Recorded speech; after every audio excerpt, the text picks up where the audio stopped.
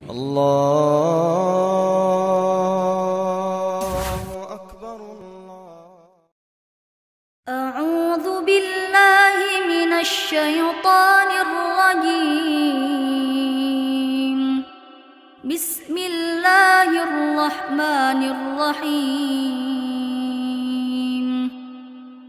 والمرسلات عرفا فالعاصفات عصفا والناشرات نشرا فالفارقات فرقا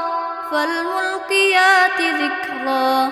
عذرا أو نذرا إنما توعدون لواقع فإذا النجوم طمست وإذا السماء فرجت وإذا الجبال نصفت وإذا الرسل أقتت لأي يوم أجلت ليوم الفصل وما أدراك ما يوم الفصل ويل يومئذ للمكذبين ألم نهلك الأولين ثم نتبعهم الآخرين كذلك نفعل بالمجرمين ويل يومئذ للمكذبين ألم نخلقكم من ماء مهين فجعلناه في قرار مكين إلى قدر معلوم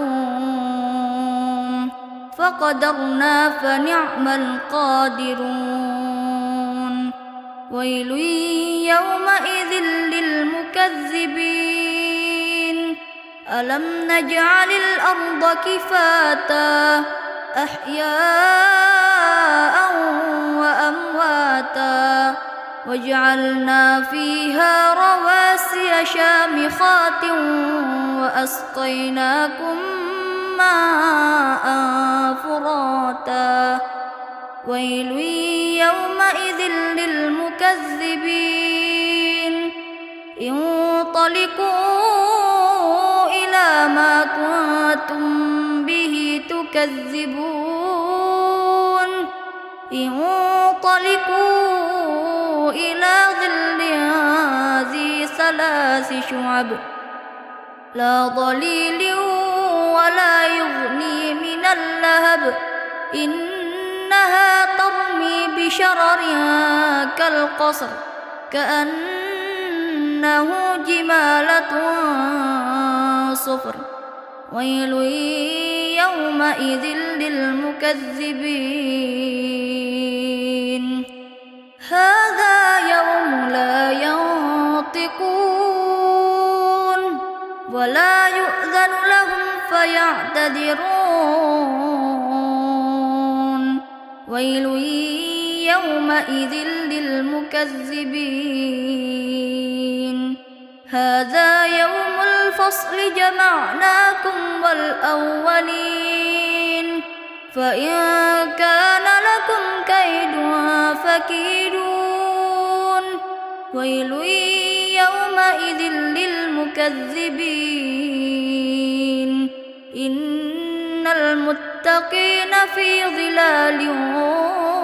وعيون وفواكه مما يشتهون كلوا واشربوا هنيئا